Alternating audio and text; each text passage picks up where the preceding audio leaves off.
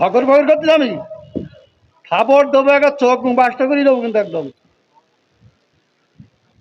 আমি প্রশ্ন করলাম যে একজন লোক বলতে তো আলমদে শুনলে নামাজ পড় না, শুরু না বললে নামাজ হবে না, আমি ফালতে পারতেছি। তা আমি বলছি আমার উত্তরটা তো দিতে।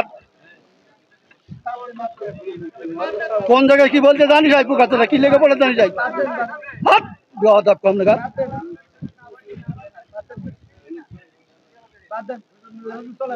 একদম বাস্ত করে দেবো চোখ একদম। বিএনপির যে চেয়ারম্যান আপনার সাথে বিয়াদবি করেছে সেই নেতা তার ফেসবুক পোস্টে ক্ষমা চেয়েছে, এখন আপনার মতামত কি? উনি ক্ষমা চাওয়ার আগে আমি ক্ষমা করে দিয়েছি, উনি ক্ষমা চাওয়ার আগে আমি ক্ষমা করেছি। মূলত বিষয় হলো যে মিসআন্ডারস্ট্যান্ডিং এবং উনার কিছুটা উগ্রতা, বিশেষ করে বিএনপি 16-17 বছর পরে পাওয়ার পেয়েছে, মানে মাঝে মাঝে একটু পাওয়ার তো দেখাইতে হয়। সাতক্ষীরা আপনারা নাম শুনেছেন কিনা? এই সাতক্ষীরা জেলায় এই সমস্যাটা হয়েছে। তো সাতক্ষীরায় ট্রেন রাস্তা নাই, রেল রোড নাই, কি নাই? রেল রোড নাই, ট্রেন নাই। রাশেদ কবির ভাই, সাতক্ষীরায় কিন্তু না, উনারা জীবনে ট্রেন দেখে নাই। তো একজন যশোরের মানুষ সাতক্ষীরায় বিয়ে করেছে, তো ছেলে কি করে বলতে তো হয়েছে, তো বলেছে আমি গেটম্যান। গেটম্যান তো গেটম্যান কিসের গেটম্যান? কয় রেলের গেটম্যান। রেল আবার কি? রেল হলো ট্রেন। ট্রেন কি? ট্রেন হলো যে লোহার পাত দিয়ে ঝক ঝক ঝক ঝক ঝক ঝক ঝক চলে। এটা কি?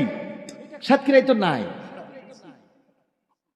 তো বললো যে ঠিক আছে, আমি তোমারে কি গেটম্যান এটা তোমারে দেখাবো বিয়ের পরে। তো বিয়ের পরে নিয়ে আসছে, আপনাদের এখানে তো রেল রোড আছে না, তো দেখানোর জন্য মোটামুটি ওই এসে নামাইতেছে, ওই যে গেট নামাইতেছে, বউরে নিয়ে গেছে, বলছে এই যে দেখো গেট নামালাম, আমি কেমন গেটম্যান, পাওয়ারটা দেখো। তো যখন নামাইতেছে দুই পাশে গাড়ির জ্যাম পড়ে গেছে, যাওয়ার পরে বলছে তোমার কারণে তো এতগুলো গাড়ির জ্যাম পড়ে গেল। এটাই তো পাওয়ার, তুমি তো গেটম্যান বোঝোই নাই যে গেটম্যানটা কি। গেটম্যানটা কি এটাই তো বোঝো নাই। আমার পাওয়ারটা দেখো, দুই পাশে নামাই দিলাম এত গাড়ি, বলছে ওরা তোমারে মারবে না। ক্ষমতা আছে নাকি? নাড়া শুরু করেছে। তো লাল পতাকা নাড়লে ট্রেন দাঁড়াবে, এটাই স্বাভাবিক। তো ট্রেনটা দাঁড়াই গেছে, এত বড় গাড়ি জীবনে তো দেখে নাই।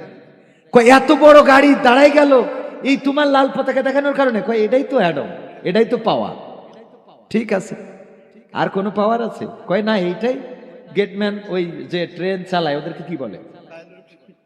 ট্রেনের পাইলট বা ড্রাইভার, যাই হোক না কেন, ট্রেন থেকে নেমে এসে বলতেছে লাল পতাকা দেখাইলে কি কোনো বিপদ আছে নাকি? না। তো কিসের জন্য দেখাইলে? আমার বউরে আমার পাওয়ারটা দেখাইলাম, যে আমি গেটম্যান। কি গেটম্যান? আমার পাওয়ারটারে দেখাইলাম। তো ড্রাইভারের হয়ে গেছে রাগ, যে বিনা কারণে দাঁড় করাইছে, থাবা একটা কষে দিয়েছে কান ছড়া যেতে। থাবা কষে দিয়ে ট্রেন নিয়ে যখন চলে গেছে, বউ কইল পাওয়ার তো দেখাইলে ঠিক আছে, কিন্তু তোমার এটা কি করলো? তোমার এই যে থাপ্পড়টা দিল, বলতেছে আমার পাওয়ার আমি দেখাইছি, ওর পাওয়ার ও দেখাইছে, কবুল করে নিন। যাই হোক, তো আমি সাতক্ষীরার ওই চেয়ারম্যানের ব্যাপারে বলবো, উনার পাওয়ার তো উনি দেখাইছে, উনার যে হ্যাডম সেটা উনি দেখিয়েছে। আর আমাদের পাওয়ারটা কি? আমাদের পাওয়ার হলো আল্লাহর কাছে দোয়া করা, ক্ষমা করা, আমাদের এটাই পাওয়ার। আল্লাহ রাসূলকে তায়েফের ময়দানে রক্ত ঝরালেন, গা থেকে রক্ত ঝরলো, জুতা আটকে গেল।